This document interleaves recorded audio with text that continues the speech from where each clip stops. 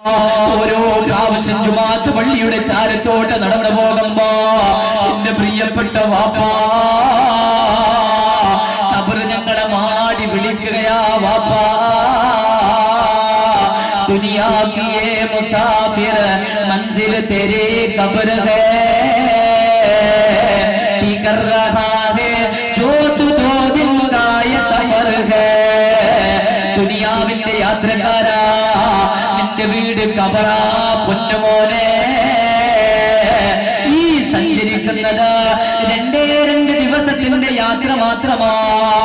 എപ്പാസ്രായിൽ വന്നിട്ട് റൂഹ് പിടിക്കുമെന്ന് പറയാൻ പറ്റില്ല വമാ തദ്രീ നഫ്സന ബിഅയ്യി അർദിന തമൂത് എവിടെയാ മരിക്കുക എങ്ങനെയാ മരിക്കുക നാളെന്ത് സംഭവിക്കുന്ന ഉറപ്പില്ലാത്ത ജീവിതമാ അതുകൊണ്ട് പ്രിയപ്പെട്ടവര് നന്നാകുന്നെങ്കിൽ ഈ കസാലയിൽ നിന്നിട്ട് പൊട്ടിക്കരഞ്ഞിട്ടൊന്നും നന്നാകാൻ കഴിയണം